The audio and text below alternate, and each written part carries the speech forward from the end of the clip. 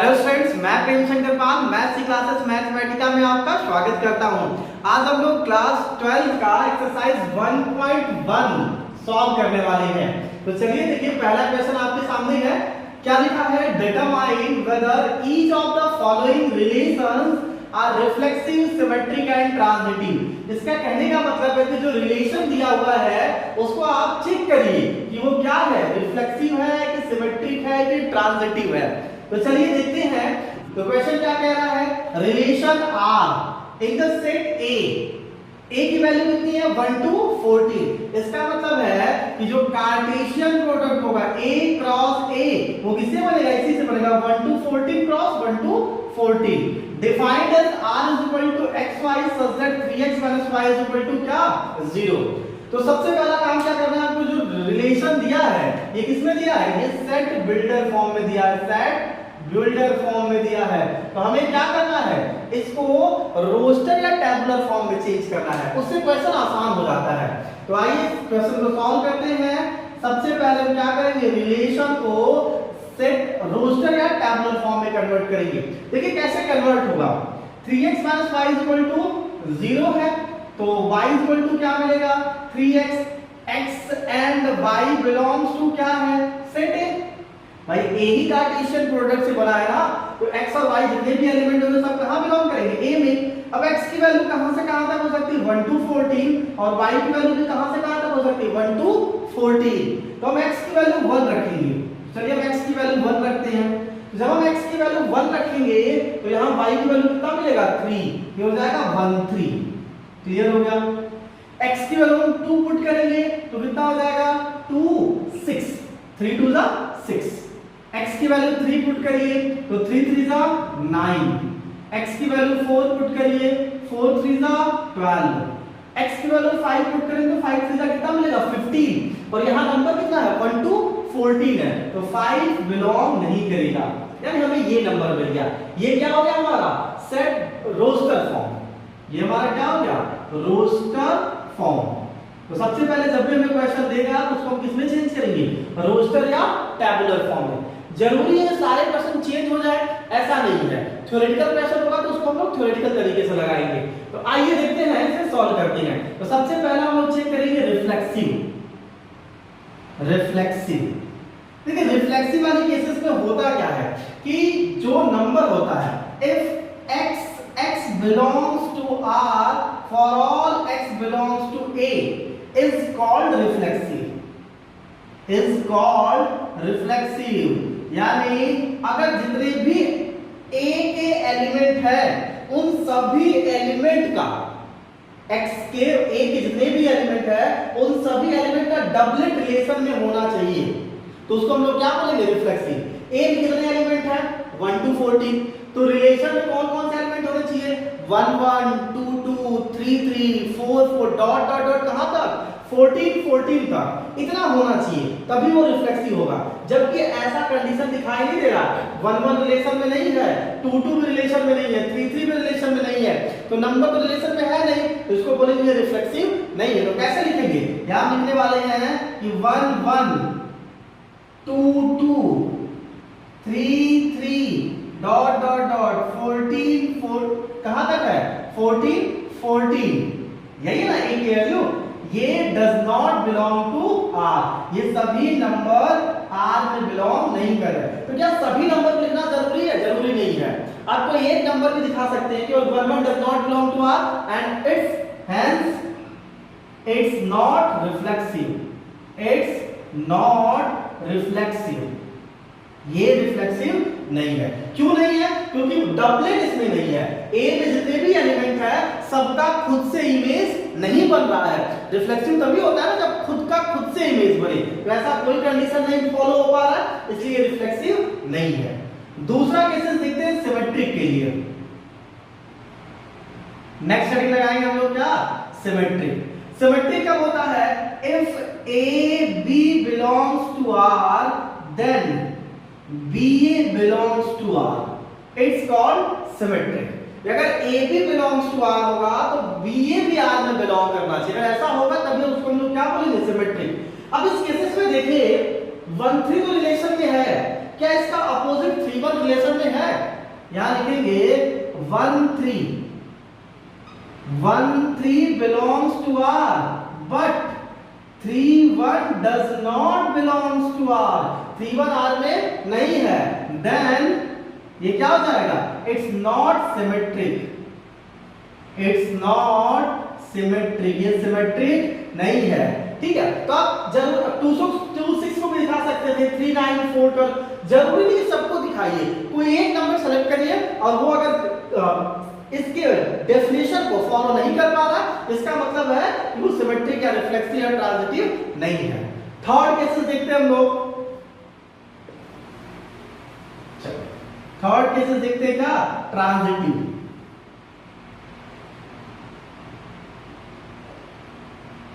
Transitive कब होता है if xy belongs to R and yz belongs to R then xz belongs to R ये होगा तभी हम उसको क्या बोलेंगे ट्रांजिटिव। अब इस केसेस में अगर हम देखें कि 1 3 belongs to R है 1 3 यहां पे ऐसे लिख लेंगे 1 3 belongs to R and 1 3 3 9 belongs to R and 3 9 belongs to R but अब देखिए 1 का 3 से है 3 का 9 से है तो देखिए x का y से y का z से तो x का किससे मिला है z से तो 1 का 3 से 3 का 9 से तो 1 का 9 से यानी 1 9 रिलेशन में होना चाहिए।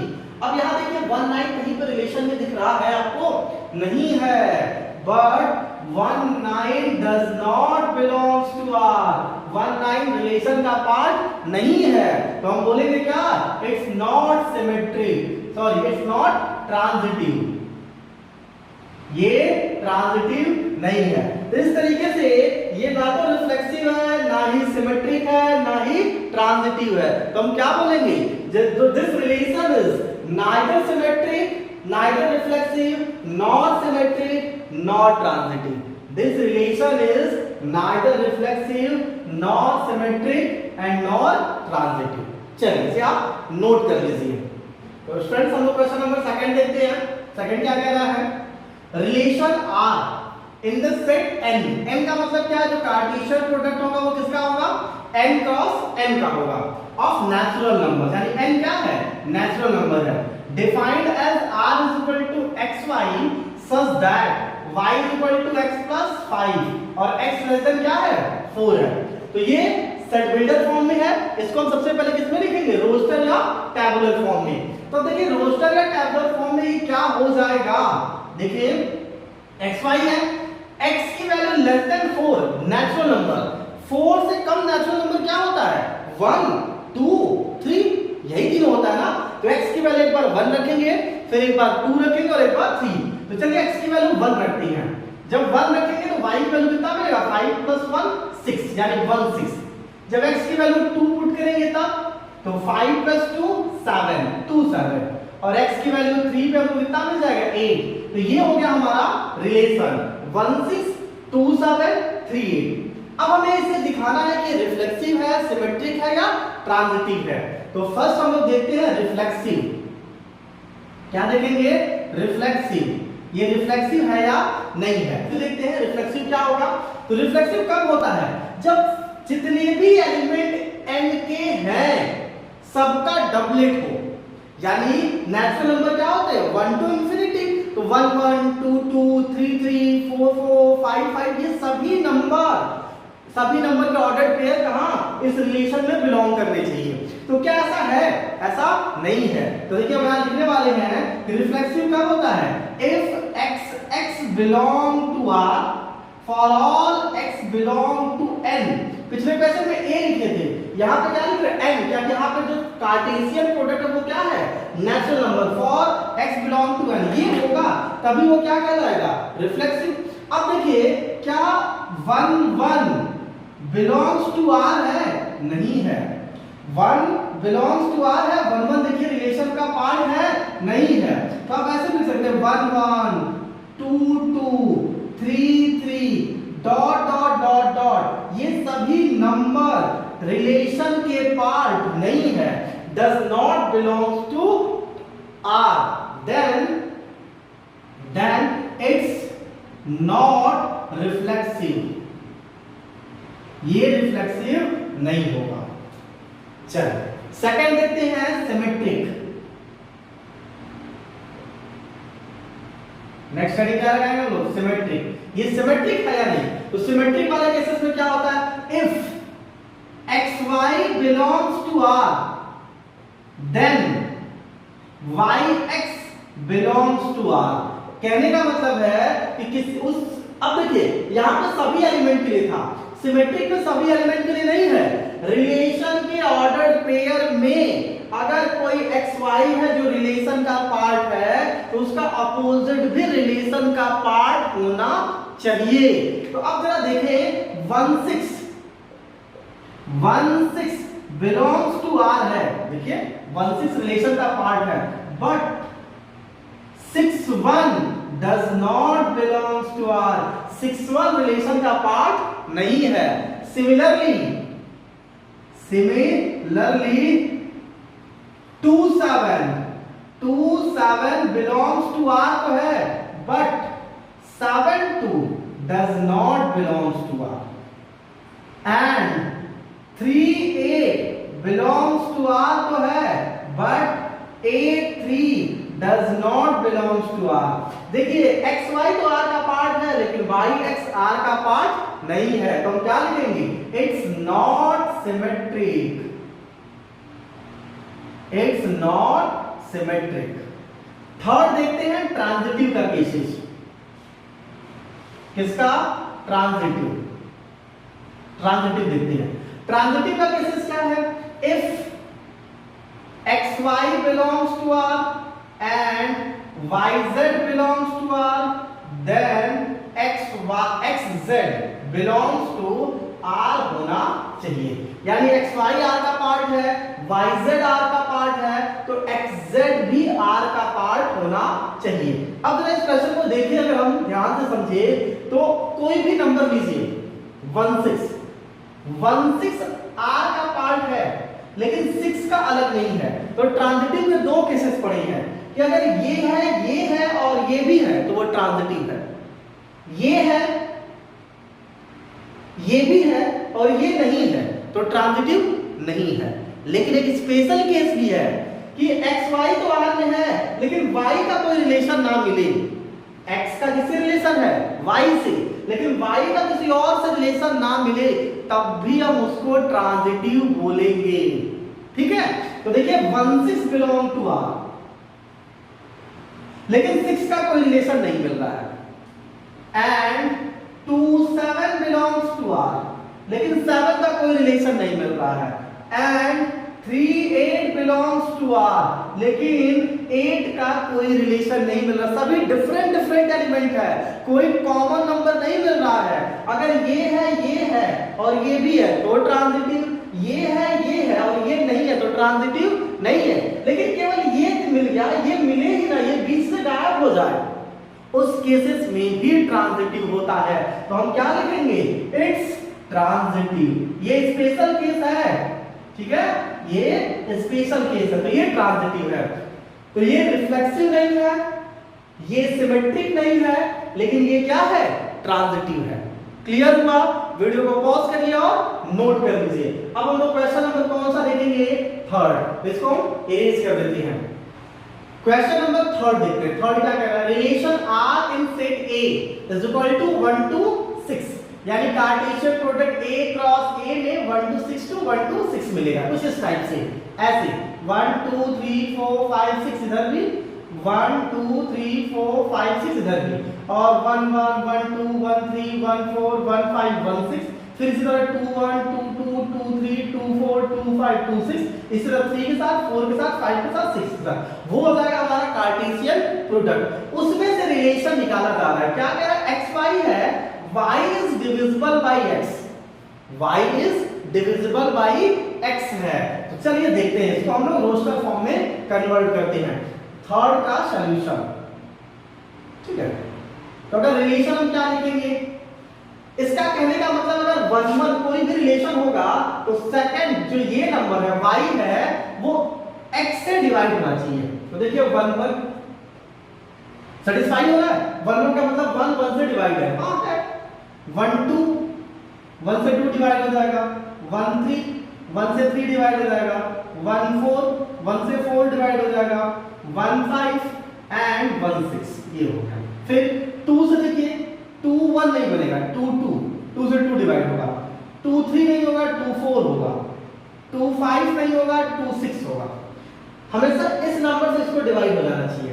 देखिए x y का मतलब क्या है? y is divisible by x, y जो है वो x से डिवाइड हो जाना चाहिए। तो जो नंबर रखेंगे आप उसको सेटिस्फाई करना चाहिए। अब 3 से देखते हैं तो 3 3 आएगा और 3 6 आएगा। 4 से देखेंगे तो 4 4 केवल आएगा, 5 में 5 5 आएगा और 6 में 6 6 आएगा। तो ये पूरा का पूरा हमारा क्या हो गया? रिलेशन। और रिलेशन किस फॉर्म में हो गए? रोस्टर या टैबुलर फॉर्म में। और यहाँ पर रिलेशन किस फॉर्म में दिए थे? सेट बिल्डर फॉर्म में। तो अब हम लोग सबसे पहले रिफ्लेक्सिव देखेंगे, फिर सिमेट्रिक देखेंगे और फिर ट्रांजिटिव देखेंगे। तो रिफ्लेक्सिव की बात करते हैं। फर्स्ट हम लोग इसकी बात करते हैं रिफ्लेक्सिव की। रिफ्लेक्सिव वाले केसेस में क्या है? देखिए if x belongs to R for all x belongs to A, ठीक है, ये केसेस होना चाहिए। अब देखिए ये रिफ्लेक्सिव होगा क्यों? क्योंकि जितने भी एलिमेंट होते हैं वो खुद से डिवाइड हो जाते हैं। We know that every element of x is divisible by x, yet every element is divisible by itself। हम लिख सकते हैं ये क्यों ऐसा हो रहा है? We know that every element is divisible by itself, is divisible by itself, then it's reflexive, then x belong to capital R, hence it's reflexive, it's reflexive।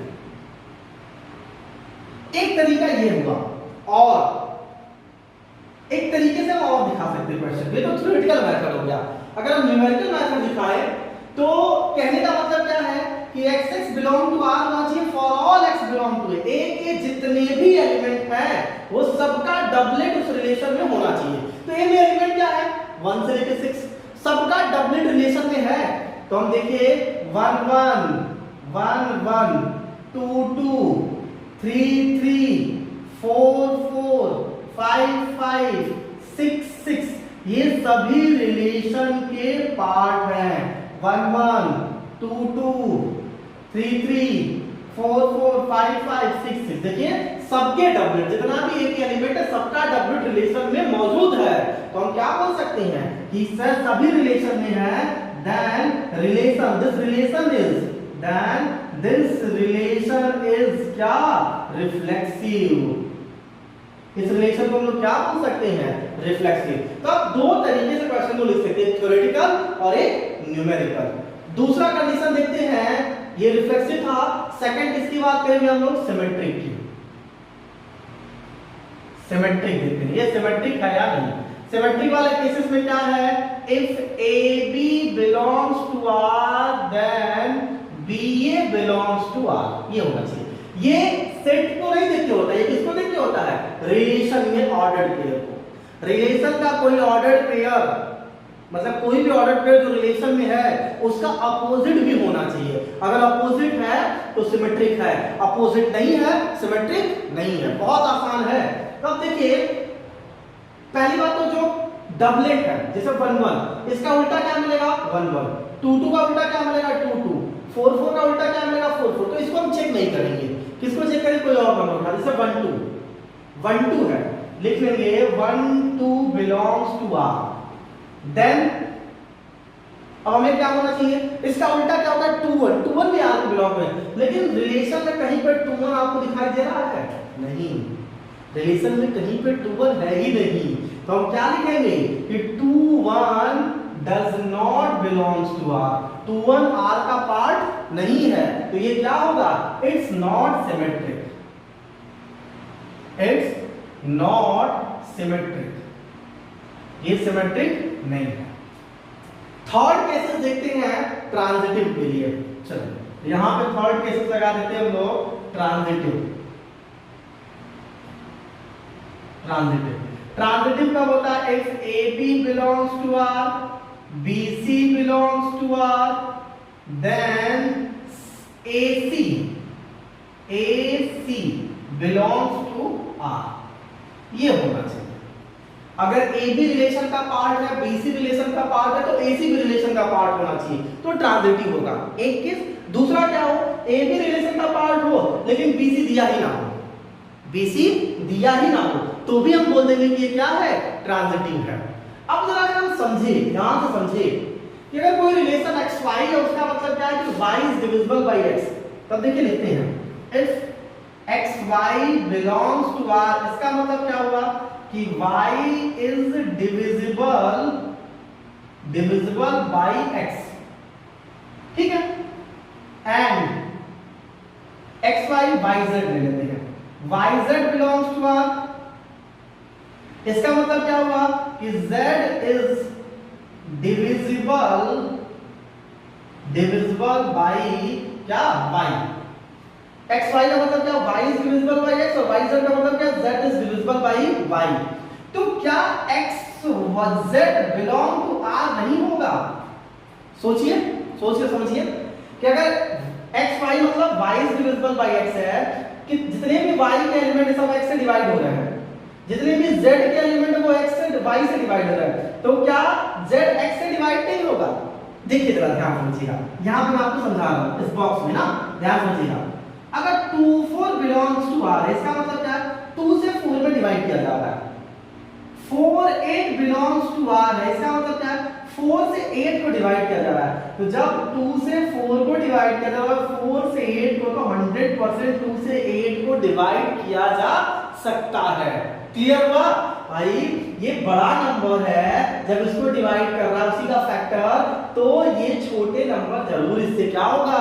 Divide होगा। तो हम लिख सकते हैं कि z इज डिविजिबल बाई क्या? x। z is divisible by x, hence ये क्या हो जाएगा? Hence this relation is transitive, या इट्स ट्रांजिटिव। ये क्या हो जाएगा? ट्रांजिटिव हो जाएगा। तो चलिए स्टूडेंट्स क्वेश्चन नंबर कौन सा देखते हैं? 4 देखते हैं। क्या कह रहा है? Relation R in set Z of all integer. Z क्या इंटीजर? मतलब कार्टेशियन प्रोडक्ट हमारा क्या होगा? Z क्रॉस Z का होगा। Defined as R is equal to X Y का ऑर्डर पेयर है, और एक्स वाई का मतलब क्या है? X minus Y is an integer. X Y order pair का मतलब क्या है? कि इनके बीच का जो डिफरेंस है वो क्या मिल रहा है? वो इंटीजर मिल रहा है। तो चलिए सबसे पहले हम बात किसकी करेंगे? रिफ्लेक्सिव के बारे में। तो पहली हेडिंग लगाएंगे हम लोग रिफ्लेक्सिव। क्या लगाएंगे? रिफ्लेक्सिव। अब देखिए ये थ्योरेटिकल क्वेश्चन है, इसको हम लोग रोस्टर के टैबुलर फॉर्म में चेंज नहीं कर पाएंगे। कितने इंटीजर्स होते हैं, कितना चेंज कर पाएंगे? नहीं कर पाएंगे। तो इसे ऐसे क्वेश्चन को थ्योरेटिकल तरीके से भी लगाएंगे। देखिए कैसे। अब हम यहां लिखने वाले हैं let x belong to z। मैंने एक x नंबर माना जो z को बिलोंग कर रहा है, ठीक है। Then x is also belong to r। इसका मतलब क्या होगा कि x यहां इधर लिख देते हैं, x minus x is equal to 0 is an integer. कहने का मतलब है कि हम कोई भी डबलेट रखेंगे उस रिलेशन में, x y में कोई भी हम डबलेट 1 1 2 2 3 3 -1 -1 -2 इंटीजर है ना, तो पॉजिटिव नेगेटिव कुछ भी रख सकते हैं। कोई भी नंबर रखेंगे तो जब हम उसका सब्ट्रैक्शन करेंगे तो हमेशा क्या आएगा? 0। और 0 कैसा नंबर होता है? वो होता है इंटीजर। और यही तो वो कह रहा है कि जो भी नंबर होना चाहिए उसके सब्ट्रैक्शन क्या होना चाहिए? इंटीजर। हमने क्या रखा? x एक एलिमेंट माना और x बिलोंग टू r होगा। क्यों? क्योंकि x minus x is equal to क्या मिल रहा है? 0। और 0 क्या है? एक इंटीजर है। तो हम क्या बोल सकते हैं? हेंस R का मतलब relation, R is reflexive. R क्या हो गया हमारा? रिफ्लेक्सिव हो गया। रिलेशन हमारा क्या हो गया? रिफ्लेक्सिव हो गया। दूसरा बात करते हैं सिमेट्रिक के लिए। चलिए तो यहां पर देख लेते हैं हम लोग सिमेट्रिक। सिमेट्रिक देखिए, सिमेट्रिक वाले केसेस में क्या होता है, हम लोग अभी पढ़ेंगे xy belong to r then yx is also belong to r। अगर कोई एक xy है जो r में बिलोंग कर रहा है तो उसका उल्टा भी r में बिलोंग करना चाहिए। Let x and y belongs to z। दो एलिमेंट लेते हैं जो किसके पार्ट है? इंटीजर के पार्ट है। x and y belongs to z।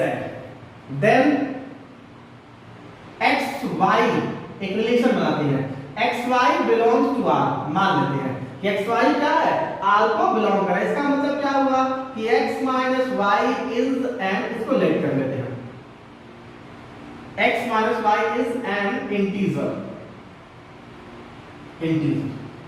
ठीक है, हमने मान लिया कि एक्स वाई आर में बिलोंग कर रहा है, तो इसका उल्टा भी आर में बिलोंग करना चाहिए। अगर ये प्रूफ कर देते तो इसका मतलब ये क्या है? सिमेट्रिक है।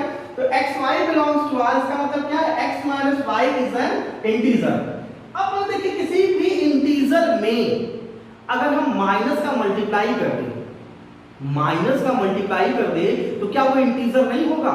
जैसे 2 एक इंटीजर है तो -2 भी तो एक इंटीजर है, 4 एक इंटीजर है तो -4 भी तो एक इंटीजर है, -10 एक इंटीजर है तो माइनस का मल्टीप्लाई करें तो क्या मिल जाएगा? 10 मिल जाएगा, वो भी एक इंटीजर का पार्ट होगा। तो हम यहां पर लिख सकते हैं -xy is also belong to r। ठीक है, क्यों?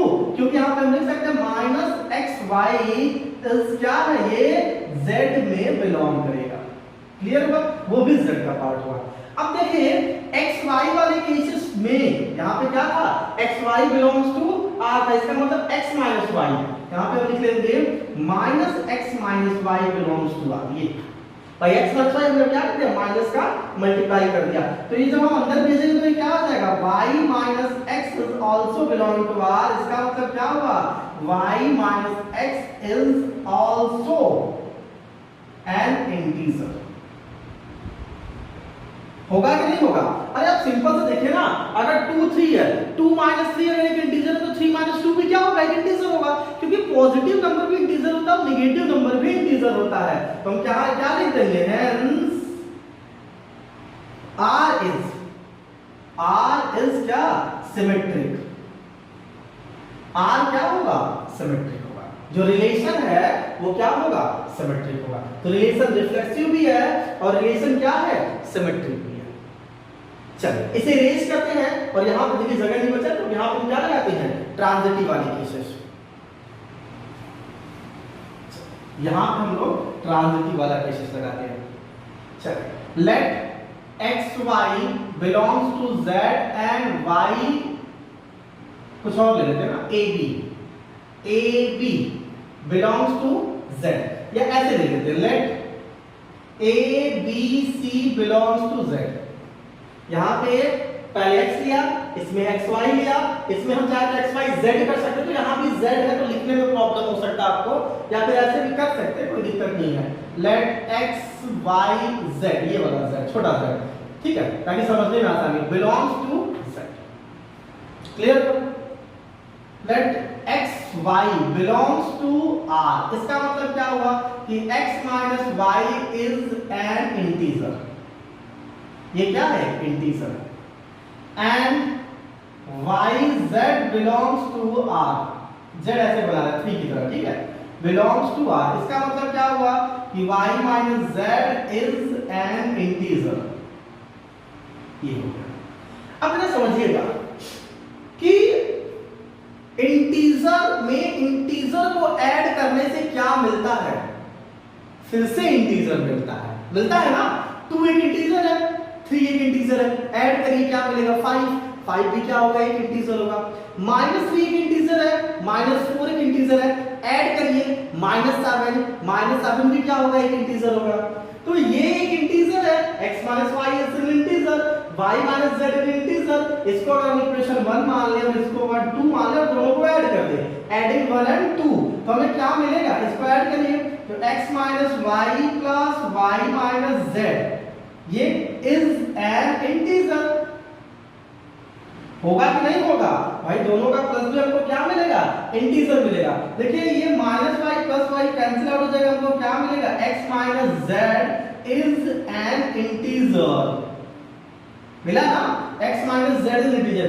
x माइनस जेड का मतलब क्या है, xz, y माइनस जेड का मतलब yz, x माइनस y का मतलब xy, तो x माइनस जेड का मतलब क्या है, xz बिलोंग टू r। यही तो हमें लाना था कि xz भी रिलेशन का पार्ट होना चाहिए, xz belong, hence xz belong to r, then r यानी रिलेशन इज क्या, ट्रांजिटिव,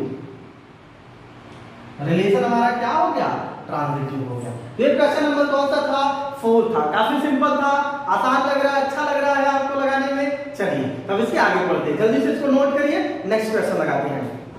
चलिए स्टूडेंट्स क्वेश्चन नंबर हम लोग कौन सा देखते हैं, फिफ्थ देखते हैं। फिफ्थ क्या कह रहा है, relation are in the set A of human beings in a town at a particular time given by, किसी पर्टिकुलर टाइम पे ह्यूमन बीइंग्स के बारे में बात कर रहा है।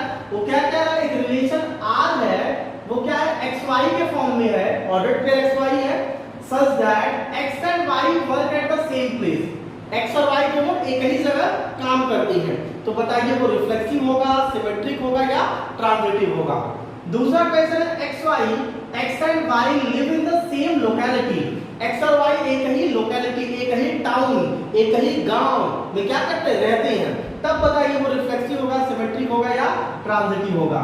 थर्ड क्वेश्चन है xy, x is the wife of y, x जो है वो y की वाइफ है, इस केसेस में बताइए रिफ्लेक्सिव होगा, सिमेट्रिक होगा या ट्रांजिटिव होगा। काफी इंटरेस्टिंग क्वेश्चन है ये, ठीक है। और फोर्थ है xy, x is the father of y, x जो है वो y का फादर है। तो अब इस चार क्वेश्चन में से दो क्वेश्चन मैं सॉल्व करूंगा और दो क्वेश्चन आप खुद से सॉल्व करेंगे, ठीक है। क्वेश्चन नंबर 1 और 2 एक ही तरीके का है, 1 2 क्या है, एक टाइप का, 3 4 एक टाइप का है। तो इस 1 और 2 में से 1 मैं सॉल्व कर दे रहा हूं, आप B सॉल्व करिए, C को मैं सॉल्व कर दे रहा हूं, आप क्या करिए, D सॉल्व करिए। अभी मैं A और C सॉल्व करूं तो आपको समझ में आ जाएगा कि B और D क्या है, सेम उसी टाइप का क्वेश्चन है। क्लियर हुआ? तो चलिए हम एक क्वेश्चन सॉल्व करते हैं और उसके बाद B वाला क्वेश्चन आप सॉल्व करेंगे। तो पहला क्वेश्चन क्या है, xy, x and y work at the same place. अब इसको समझने के लिए समझिएगा कि एक x है और एक y है, दोनों एक ही प्लेस पे काम करते हैं, एक ही प्लेस पे काम करते हैं। x and y का मतलब क्या, x and y work at the same place. तो देखिए पहला कंडीशन डालते हैं हम लोग रिफ्लेक्सिव, क्या रखेंगे, रिफ्लेक्सिव। रिफ्लेक्सिव वाले केसेस में, रिफ्लेक्सिव वाले केसेस में हम ले लिए x बिलोंग टू r। इसका मतलब क्या हुआ कि x and x work at the same place, ऐसा होगा। देखिए x का मतलब वो खुद, आप कोई भी, वो x का मतलब वो, उसको दो बार लिया जा रहा है, लेकिन है तो वो अकेला ही ना, और कहां, work at the same place, एक ही जगह काम कर रहा है। तो डबलेट हमेशा रिलेशन को बिलोंग करे, मतलब इस क्राइटेरिया को सेटिस्फाई करेगा कि x बिलोंग टू r। भाई x को ले रहा है, लेकिन x तो अकेला ही है ना, और वो कहीं काम करे, वो तो सेम प्लेस पे काम कर ही रहा है। देखिए इसमें समझने वाली भी बात है, हर चीज थ्योरी में लिख के नहीं दिखा पाएंगे, तो हम समझते हैं कि x बिलोंग टू r, इसका मतलब है कि x and x work at the same place. x and x लिखने का मतलब क्या होगा, एक ही है, लेकिन हमें दो बार लिखना पड़ रहा है कि x and x work at the same place. इसका मतलब हम क्या बोल सकते हैं कि ये जो है वो रिफ्लेक्सिव है। तो हम लिखेंगे क्या कि r then r is reflexive, है ना, सिंपल। थोड़ा समझना पड़ेगा आपको कि अगर x और y है तो हम x और x ले लिए, दोनों एक ही ले लिए, तो दोनों तो एक ही जगह काम करेंगे, चाहे कहीं काम करे, वो हमेशा क्या होगा, सेम प्लेस पे ही वर्क कर रहे हैं। चलिए दूसरा केसेस देखते हैं सिमेट्रिक का। सेकंड केसेस किसका देखते हैं, सिमेट्रिक का।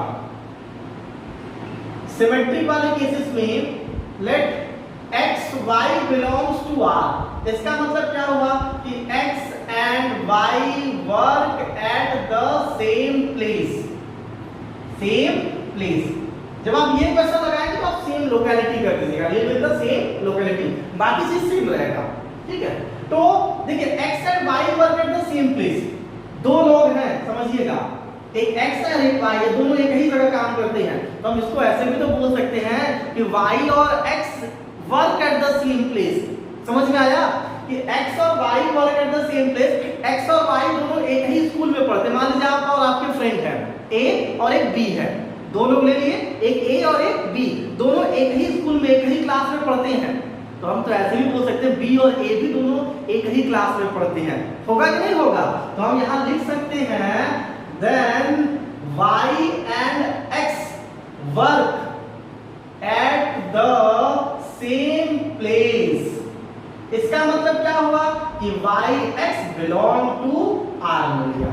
तो जब x y belong to R है तो y x भी belong to R हो गया। इसका मतलब this relation की जगह R लिख रहे हैं, this relation is symmetric। ये रिलेशन क्या हो गया हमारा? सिमेट्रिक हो गया। थर्ड देखते हैं ट्रांजिटिव,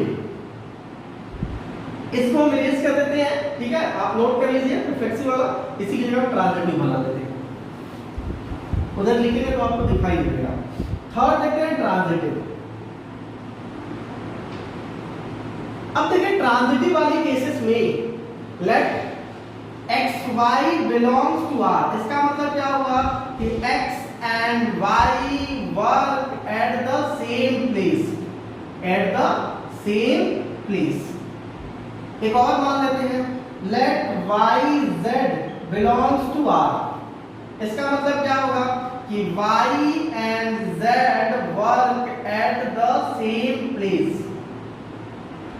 ये दो चीज मान लेते हैं हम लोग कि x y belongs to R है, y z belongs to R है, तो हमको क्या चाहिए कि x z belong to R होना चाहिए, यही ना, x y R में belong कर रहा है, y z R में belong कर रहा है, हमें क्या चाहिए कि x z भी R में belong करना चाहिए। अब जरा समझते हैं कि तीन लोग हैं x y z, x और y एक जगह काम करते हैं, जहां x और y काम करता है वहां y z काम करता है, समझिएगा।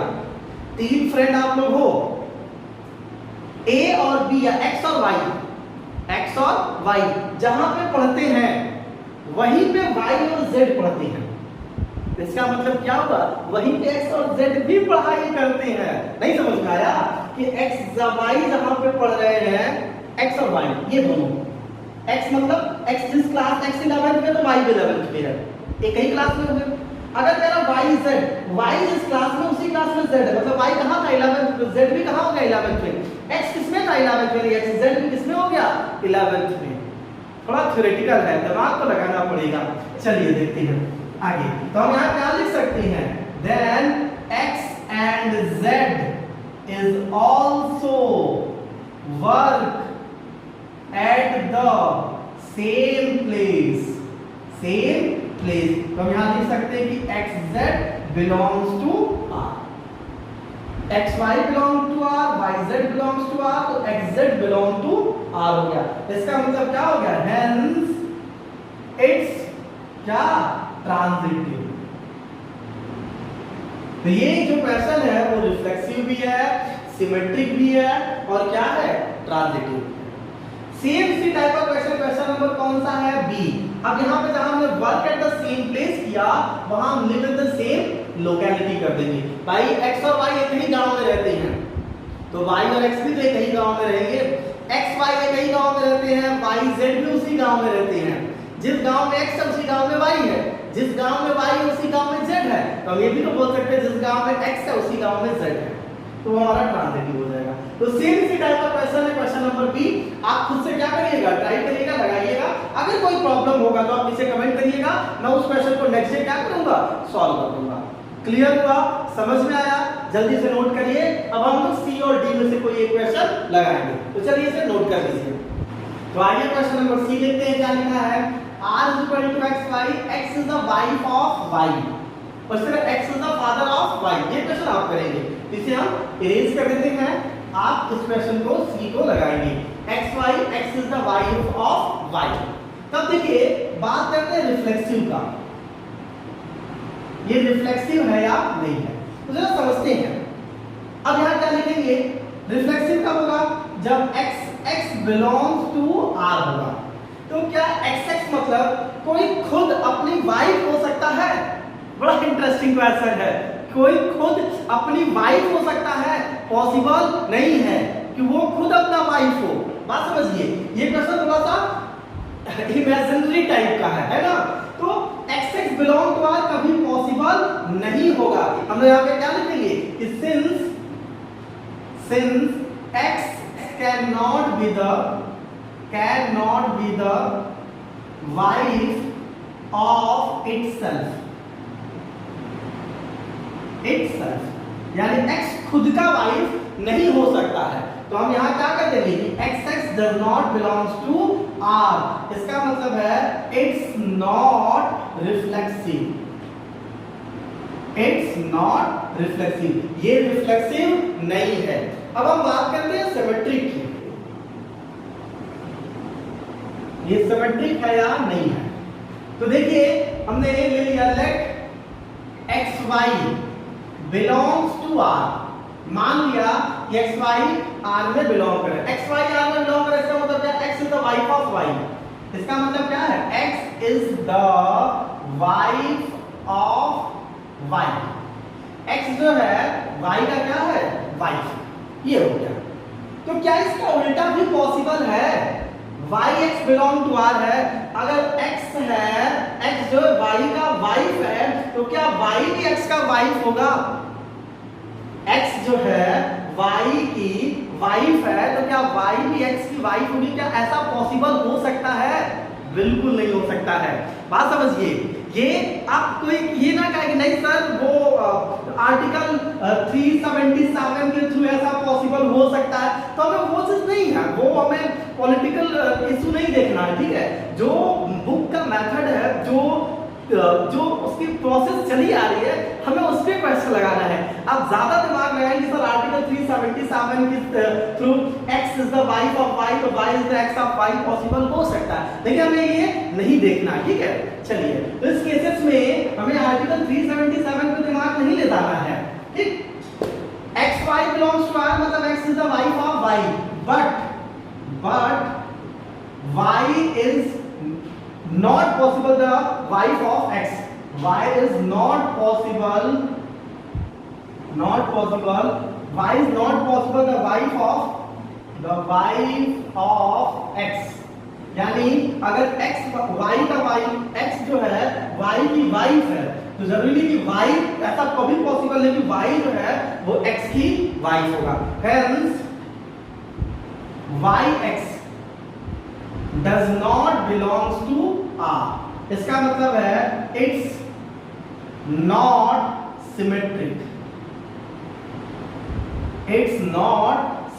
ये सिमेट्रिक नहीं होगा। चलिए, अब हम आते हैं थर्ड वाले केसेस पे, क्या ट्रांजिटिव, इसको इरेज कर देते हैं। थर्ड देखते हैं ट्रांजिटिव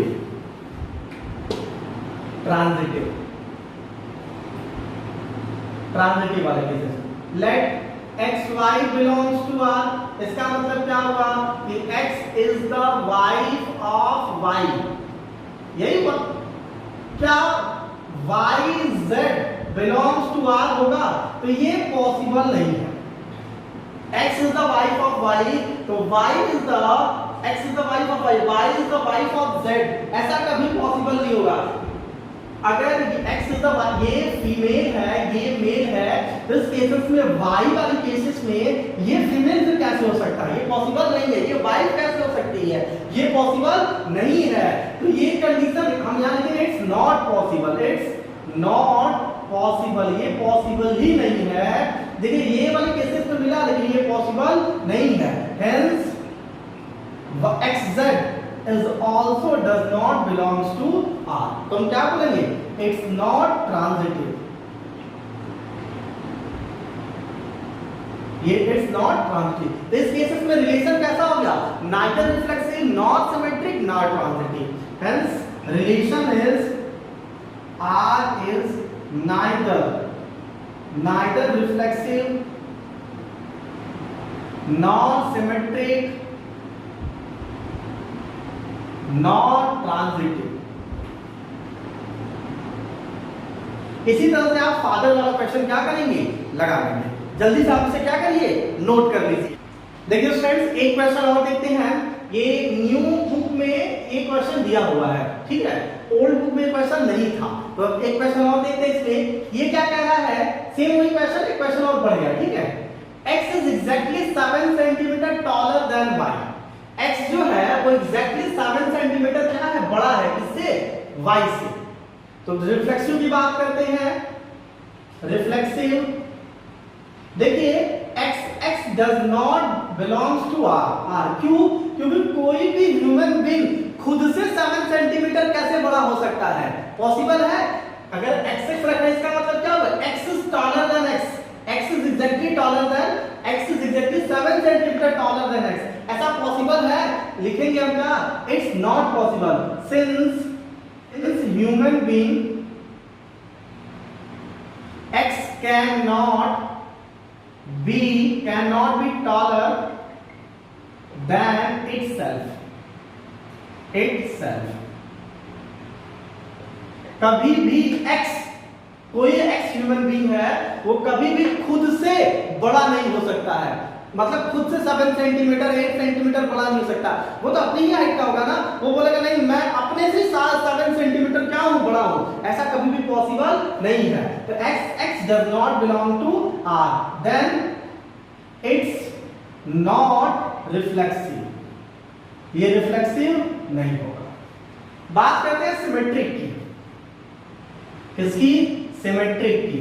ये सिमेट्रिक होगा या नहीं होगा। तो if xy belongs to r, मान लेते हैं, लेट कर लेते हैं, late xy belongs to r, इसका मतलब क्या हुआ, x is exactly 7 centimetre taller than y। x is exactly 7 centimetre taller than y। तो क्या इसका उल्टा पॉसिबल है। मान लीजिए आप और आपके फ्रेंड है, आपका फ्रेंड आपसे 7 सेंटीमीटर बड़ा है, तो आप ये बोल सकते हैं नहीं मैं अपने फ्रेंड से 7 सेंटीमीटर बड़ा हूं। दोनों में से कोई एक ही पॉसिबिलिटी होगी, दोनों पॉसिबिलिटी कभी भी नहीं हो सकती है। तो हम क्या लिखेंगे, x is exactly 7 centimetre taller than y, तो y x does not belongs to r। y is not taller than y। x, y is not taller than x, कभी ऐसा पॉसिबल नहीं होगा। तो हम क्या लिखेंगे, hence it's not symmetric। It's not symmetric। ये चलिए ट्रांजिटिव की बात करते हैं तो रिफ्लेक्सिव वाला इरेज कर देते हैं और यहीं पे हम लोग ट्रांजिटिव पढ़ते हैं। तो ये हो गया ट्रांजिटिव, SITIVE, ट्रांजिटिव। ट्रांजिटिव वाले केसेस में let x y belongs to r, इसका मतलब क्या हुआ, x is exactly 7 centimetre taller than y। ये हो गया। अब late yz belongs to r, इसका मतलब क्या हुआ कि y is exactly 7 centimetre taller than क्या, z। समझिएगा, x y से 7 सेंटीमीटर बड़ा है, y z से 7 सेंटीमीटर बड़ा है, तो क्या x z belongs to r होगा, मतलब x z से 7 सेंटीमीटर बड़ा होगा, नहीं, कितना हो जाएगा, 14 सेंटीमीटर। यहां लिखेंगे does not belong, क्यों, क्योंकि x is exactly 14 centimetre taller than क्या, z। x z से कितना हो गया, 14, जबकि हमें कितना चाहिए था, 7। समझ में आ रहा है कि नहीं आ रहा है। x y से कितना है, 7 सेंटीमीटर बड़ा है और y z से कितना है, 7 सेंटीमीटर बड़ा है, तो x z से कितना हो गया, 14 सेंटीमीटर हो गया, जबकि हमें चाहिए कितना था, 7 सेंटीमीटर। तो ये पॉसिबल तो नहीं है कि 7 सेंटीमीटर होगा, तो हम लिख दिया x z does not belongs to r। इसका मतलब क्या हुआ, hence it's not transitive। It's not transitive। ये हो गया। इसका मतलब क्या हुआ कि जो फंक्शन है, जो ये रिलेशन है, सॉरी ये जो रिलेशन है वो क्या है, neither reflexive nor symmetric nor transitive। hence relation is, hence R is neither reflexive nor symmetric and nor transitive, इसे नोट करिए। इस तरीके से पहला क्वेश्चन 1.1 का फर्स्ट क्वेश्चन हम लोगों ने क्या कर लिया, कंप्लीट कर लिया।